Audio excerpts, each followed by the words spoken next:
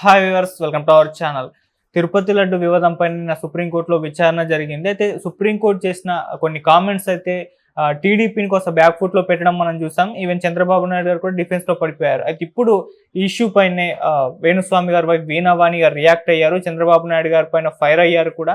So ఆమె ఏ విధంగా react అయ్యారన్న అంశం మీద డిస్కస్ చేయడానికి ప్రజెంట్ మనతో పాటు జర్నలిస్ట్ చరణ్ పర్మి గారు ఉన్నారు. వారితో ఒకసారి మాట్లాడదాం. అన్న హాయ్ అన్న. హాయ్.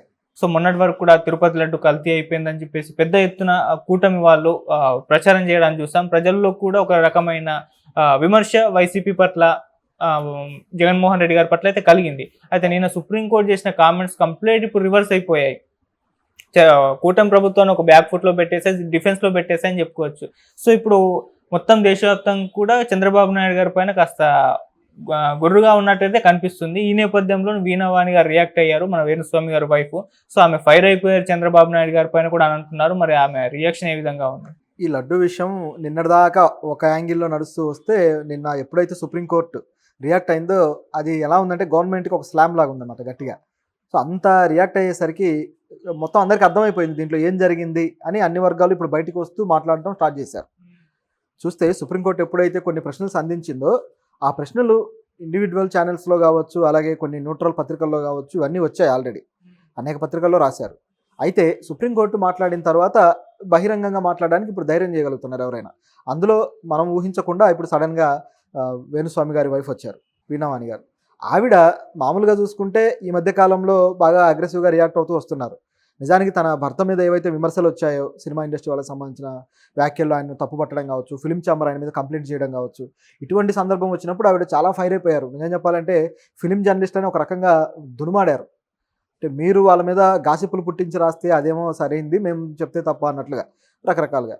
అయితే ఈ ఇష్యూలో ఈవిడ రియాక్ట్ అవుతుందని ఎవరు ఎక్స్పెక్ట్ చేయాలి. నిజానికి వేణుస్వామి రియాక్ట్ అవుతాడు అన్నట్లుగా ఉంది మామూలుగా. అయితే ఆయన కూడా అవుతాడో తెలియదు, సెలబ్రిటీల మీద అవుతుంటాడు. కానీ ఈ టాపిక్ భక్తికి సంబంధించింది, ఆధ్యాత్మికతకు సంబంధించింది కాబట్టి అయితే వేణుస్వామి అవ్వాలి. కానీ అలా కాకుండా ఆయన వైఫ్ అవడం విచిత్రం. అయితే ఆవిడ చెప్పిన మాటలు కూడా ఆశ్చర్యకరంగా ఉన్నాయి. ఎందుకంటే అంత సెన్సిబుల్గా ఆవిడ మాట్లాడింది. నిజానికి గతంలో మాట్లాడిన మాటలకి ఇప్పుడు కొద్దిగా తేడా ఉంది. మాట్లాడిన మాటలు చాలా ఇంట్రెస్టింగ్గా కూడా ఉన్నాయి.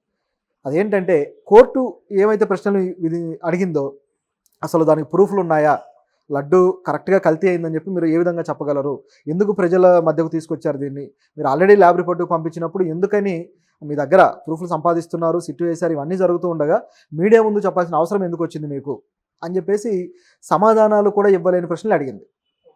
ఇలా అడుగుతూ ఉండడంతో దేశవ్యాప్తంగా ఇప్పుడు ఈ టాపిక్ జాతీయ మీడియా ఛానల్స్లో కూడా బాగా వైరల్ అయ్యాక ఇప్పుడు ఒక హ్యాష్ ట్యాగ్ ట్రెండింగ్ అవుతుంది. సీఎం సారీ చెప్పాలి అని చెప్పేసి, సీఎం చంద్రబాబు నాయుడు గారు ప్రజలకు సారీ చెప్పాలి అని చెప్పేసి ఒక హ్యాష్ ట్యాగ్ ట్రెండింగ్ అవుతుంది జాతీయ స్థాయిలో. ఈరోజు కావాలంటే సోషల్ మీడియాలో చూడొచ్చు. ఎందుకు ఈ స్థాయిలో అవుతుందంటే ప్రజలందరికీ కూడా సుప్రీంకోర్టు జాతీయ స్థాయి ఇది ఒక కోర్టు కాబట్టి అది మాట్లాడేది అందరికీ రీచ్ అయింది. మన రాష్ట్రంలో ఏం జరుగుతుంది అనేది, ఆ లడ్డు కల్తీ అనేది ఆ 2 రోజులు సెన్సేషన్ అయింది. కానీ దీంట్లో ఉన్న రాజకీయ పరిణామాలన్నీ గమనించిన తర్వాత ఎవరైతే హిందీ మీడియా కావచ్చు, లేకపోతే నేషనల్ మీడియా కావచ్చు, సైలెంట్ అయిపోయారు. ఎప్పుడైతే సుప్రీంకోర్టు మాట్లాడిందో అందరికీ అది రీచ్ అయిపోయి దాంట్లో ఉన్న అవకతవకలు ఏంటని అందరూ కూడా అవేర్నెస్ వచ్చి మాట్లాడడం మొదలెట్టారు. దీని విషయంలో ప్రభుత్వం ఒక గేమ్ ఆడింది అని చెప్పేసి ఇప్పుడు ప్రజల అభిప్రాయం. అదే అభిప్రాయంలో ఈవిడ రియాక్ట్ అయ్యారు, వేణుస్వామి గారి వైఫ్. ఆవిడేమన్నారంటే అసలు మమ్మల్ని ఎంత కంగారు పెట్టారు, ఎంత మానసికంగా హింస పెట్టారు భక్తులని. అంటే భక్తులందరి తరపున ఒకరితో పుచ్చుకొని ఆవిడ మాట్లాడారు. ఇంత పండితులు కావచ్చు, బ్రాహ్మణులు కావచ్చు, అలాగే ప్రవచనకర్తలు కావచ్చు, అనేక మంది ప్రవచనకర్తలు కూడా దీని మీద సెటర్లు వేశారు. ఓకే, అపచారం అని చెప్పేసి రకరకాలుగా. మీరు అంతా ఎంత ఓవర్ యాక్షన్ చేశారు, ప్రాయశ్చిత్త శ్లోకాలు అని చెప్పేసి మీకు మీరే తయారు చేసుకొని ప్రాయశ్చిత్తమని వాటితోటి జనాన్ని చదివించేసి ఇట్లా ఇబ్బందులు పెట్టారు జనం మీద అని చెప్పేసి మాట్లాడారు ఆవిడ. అది ఫ్యాక్టే. ఎందుకంటే ఇష్యూ బయటికి రాగానే జరిగింది ఏంటంటే పవన్ కళ్యాణ్ గారు ప్రాయశ్చిత్త దీక్ష అని చెప్పేసి 11 రోజుల దీక్ష ఒకటి ఎత్తుకున్నారు. ఆ దీక్షలోనే ఉండి ఇంద్రకీలాద్రి ఆలయం శుభ్రత కావచ్చు, తర్వాత ఆ కార్తీకానికి సంబంధించిన విమర్శలు కావచ్చు, ప్రకాష్ రాజ్ మీద తిరిగి ప్రతి విమర్శలు కావచ్చు, ఇవన్నీ చేస్తూ వచ్చాడు అదే దీక్షలో ఉండి. సో ఇది డైరెక్ట్గా ప్రభుత్వానికి సెటైర్ అయినట్టు అయింది. లేకపోతే ఆ పదం కూడా వాడక్కర్లేదు. పవన్ కళ్యాణ్ గారికి సంబంధించిన ఆ ప్రాయశ్చిత్త దీక్ష అనే దానికి సంబంధించి ఉంది కదా, అట్లా ఆవిడ వాడారు అంటే అర్థమవుతుంది దీని విషయంలో ఆవిడ ఎంత ఓపెన్గా రియాక్ట్ అవ్వదలుచుకున్నారు. అయితే దీంట్లో ఒక విషయం మీద మాత్రం చాలా తెలివిగా మాట్లాడారు. మామూలుగా మీ క్వశ్చన్లో చంద్రబాబు గారి మీద ఫైర్ అయినట్టుగా కనిపించింది, కానీ నిజానికి దేశ ప్రజలు ఫైర్ అవుతున్నమాట వాస్తవం. కానీ ఈవిడ చంద్రబాబు గారు కానీ లేకపోతే రాజకీయ నాయకుల మీద కానీ టచ్ చేయలేదు. రాజకీయ నాయకులను పక్కన పెడదాం, కానీ ఈ పండితులు కావచ్చు, లేకపోతే ఆధ్యాత్మికవేత్తలు ఎవరైతే ఉన్నారో వీళ్ళు చేసిన ఓవర్ యాక్షన్ అంతా ఇంత కాదని చెప్పేసి వీళ్ళ మీద రియాక్ట్ అయ్యారు ఆవిడ. ఇది ఇక్కడ ఆశ్చర్యకరం. ఎందుకంటే వేణుస్వామి గారు కూడా ఆధ్యాత్మికవేత్తే.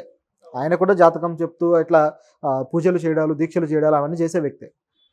మరి ఆయన వైఫ్ ఈ విధంగా రియాక్ట్ అయ్యారంటే బహుశా ఆ కమ్యూనిటీకి సంబంధించి వాళ్ళు బాగా హర్ట్ అయి ఉండాలి, ఏదైతే ఆధ్యాత్మికవేత్తలు ఉన్నారో వీటికి సంబంధించి. సో ఇది ఇక్కడ పరిస్థితి. అయితే వీణావాణి గారి ప్రశ్నల్లో న్యాయం లేదా అంటే న్యాయం ఉంది, లాజిక్ కూడా ఉంది.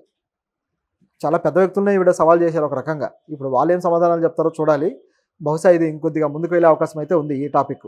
ఎందుకంటే ఒకవేళ వేణుస్వామి రియాక్ట్ అయితే అది నెగిటివ్గా వెళ్ళేదేమో, దాన్ని కూడా విమర్శలు చేస్తూ లేకపోతే సోషల్ మీడియాలో ట్రోల్ చేయడం చేసేవాళ్ళు.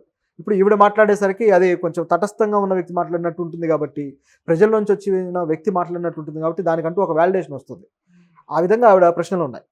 సో ఇప్పుడు మన మీడియాలో కూడా గమనిస్తే ఒక బ్యాలెన్స్ వచ్చింది. మీరు చూడొచ్చు, ఏ మీడియా వార్తలైనా సరే ఆ బ్యాలెన్స్ కనిపిస్తూ వస్తుంది. ప్రభుత్వం ఇంకా డిఫెన్స్లో పడిపోయింది. ఇప్పుడు సుప్రీంకోర్టు కూడా ప్రభుత్వం నుంచి రిటర్న్ పిటిషన్ ఆదేశిస్తే వీళ్ళు ఇప్పుడు మళ్ళీ తిరిగి పిటిషన్ వేసి దాని మీద తదుపరి విచారణ కోసం రెడీ అవ్వాలి.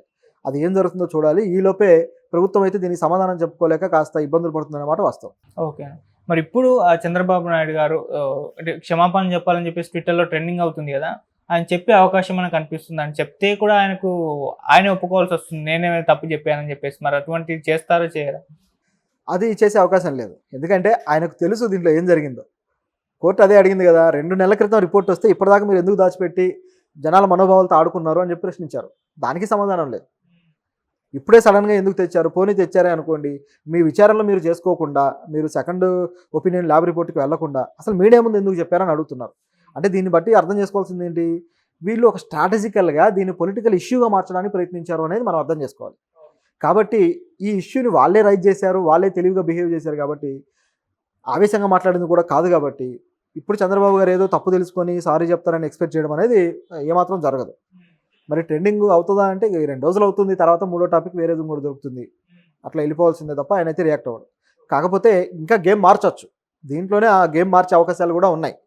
అటువంటి మళ్ళీ కొత్త ఆరోపణలు ఏం చేస్తారని ఎదురు చూస్తున్నారు ఇప్పుడు. సో ఇవాళ టీడీపీ వాళ్ళు కూడా ఒక అంటే అధిష్టానం వాళ్ళ నేతలకు చెప్పేసింది, సుప్రీంకోర్టు ఇటువంటి నిర్ణయం తీసుకుంది కాబట్టి లాయర్ల పైన, జడ్జెస్ పైన ఎటువంటి కామెంట్స్ అయితే చేయొద్దు అని చెప్పేసి చేశారు. అంటే విమర్శలు మళ్ళీ వీళ్ళక్కడి నుంచి వస్తాయేమో అన్న చిన్న భయంతో అయితే చెప్పేసింది. సో కంప్లీట్ డిఫెన్స్లో పడిపోయినట్టుగానే కనిపిస్తుంది.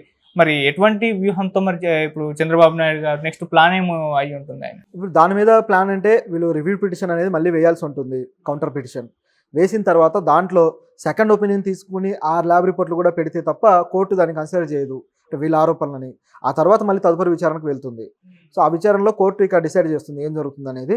దీంట్లో జంతువుల కొవ్వు కలిపారనేది రిపోర్ట్లో ఎలాగూ లేదు కాబట్టి దాన్ని వాళ్ళు కోర్టులో నిరూపించుకోలేరు. కాబట్టి ఒక రకమైన ఇబ్బంది అయితే తప్పదు. ఓకే. సో ఇది ఇక్కడ ఉన్న పరిస్థితి. ప్రభుత్వం దీంట్లో కొంచెం ఇబ్బందులు పడుతుంది. ఈలోపే మరొక అంశాన్ని తెర మీదకు తెచ్చారు. అదేంటంటే జగన్ గారి మతాన్ని తెర మీదకి తెచ్చి డిక్లరేషన్ ఇస్తారా ఇవ్వరా అనేది రగడ జరుగుతుంది.